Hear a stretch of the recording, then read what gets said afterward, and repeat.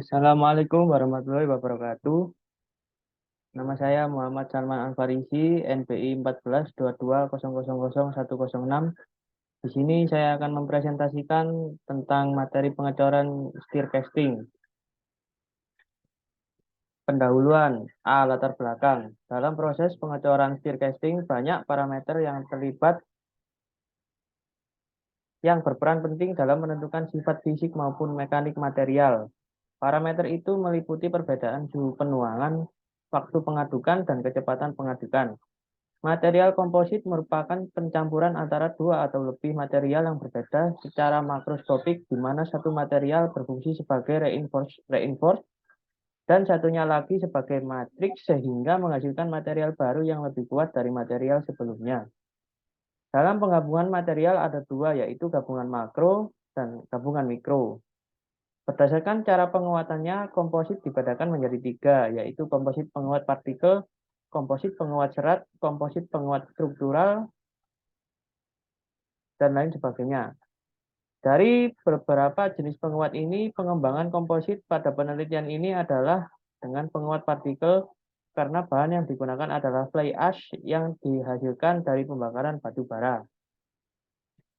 Perumusan masalah. Yang pertama, bagaimana prinsip kerja proses pengecoran steercasting dan bagaimana contoh produk hasil casting yang dihasilkan melalui proses tersebut. Yang berikutnya adalah tujuan. Yang pertama, menjelaskan proses steercasting secara detail dan tahapannya. Yang kedua, membahas kelebihan dan kekurangan dari metode steercasting.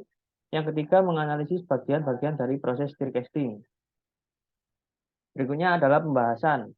Pengertian. Steercasting adalah suatu metode pembuatan material komposit dengan mencampurkan bahan material di saat material dalam keadaan mencair, di mana pengadukannya secara mekanik. Bagian-bagian steercasting. Yang pertama ada electrical motor untuk menggerakkan alat pengaduk yang digunakan untuk mencampur bahan baku cair sehingga terbentuk paduan yang homogen. Gerakan dari steerer ini sangat penting untuk menjamin kehomogenan paduan yang dihasilkan sehingga mempengaruhi kualitas produk akhir. Steerer screw berfungsi untuk mencampur bahan baku agar terdistribusi secara merata di dalam mold. Yang berikutnya ada reinforcement untuk menambah kekuatan dan ketahanan dari bahan yang dihasilkan. Berikutnya ada furnace berfungsi untuk memanaskan bahan baku sebelum dituangkan ke dalam mold. Yang berikutnya ada crucible berfungsi sebagai wadah untuk menampung bahan baku yang telah dipanaskan. Kemudian ada rotor yang berfungsi untuk mengaduk dan memproses bahan baku menjadi cetakan logam paduan yang homogen dan berkualitas tinggi. Yang terakhir ada liquid metal untuk mengaduk dan memproses bahan baku menjadi cetakan logam paduan yang homogen dan berkualitas tinggi. Berikutnya adalah prinsip kerja. Prinsip kerja steercasting adalah proses pencetakan logam dengan cara menambahkan suatu logam murni dengan suatu unsur penguat. Dengan cara melebur logam murni tersebut, kemudian logam murni yang sudah mencair tersebut diaduk-aduk secara terus-menerus hingga terbentuk sebuah pusaran. Kemudian unsur penguat tersebut dicampurkan sedikit demi sedikit melalui tepi dari pusaran yang telah terbentuk itu. Berikutnya ada jenis cacat pada proses steercasting. Cacat yang terjadi pada pengecoran steercasting yakni yang pertama pengecoran tidak sempurna atau tidak terisi penuh. Yang kedua porositas atau kekosongan dalam struktur benda cor. Yang ketiga pemutusan atau cracking pada saat pendinginan. Yang keempat kecacatan permukaan seperti retak, goresan, atau kerusakan. Yang kelima ada kekurangan homogenitas seperti ketidakseragaman distribusi serat atau partikel bahan tambahan. Yang keenam ada keausan yang tidak merata atau rendah. Yang ketujuh kekakuan yang tidak merata atau rendah. Dan yang terakhir kekuatan tarik yang rendah atau tidak merata.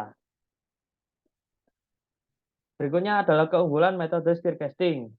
Ada beberapa keuntungan dari proses steercasting, diantaranya adalah dapat memperoleh suatu material tertentu yang sulit dan tidak mungkin didapatkan dengan proses lain. Yang kedua, proses steercasting mempunyai prospek yang sangat baik dalam bidang pekerjaan karena produk dari steercasting tersebut relatif lebih baik sifat mekaniknya bila dibandingkan dengan hasil-hasil casting yang lain. Yang ketiga, proses steercasting lebih ekonomis karena material paduan yang ditambahkan merupakan material sisa-sisa dari suatu produksi yang pada umumnya sudah tidak dipakai lagi. Yang terakhir, dengan adanya proses pengadukan dalam stir casting, maka hasil produk cor akan menjadi lebih baik karena memungkinkan gelembung-gelembung udara yang terperangkap dalam logam cair selama proses penuangan untuk naik ke permukaan logam cair, sehingga cacat akibat terjebaknya udara dalam produk cor dapat berkurang. Berikut ini adalah contoh-contoh produk hasil pengecoran. Yang pertama ada poros, yang kedua ada plat baja, dan ketiga ada blok mesin.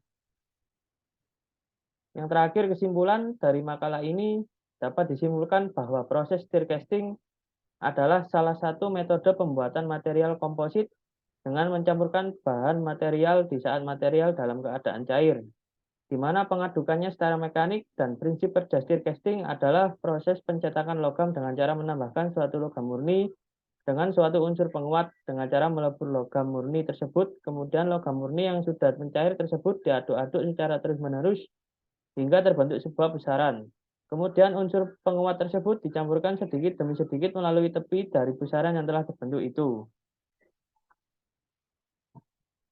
Sekian presentasi dari saya. Bila ada salah kata, mohon dimaafkan. Terima kasih. Wassalamualaikum warahmatullahi wabarakatuh.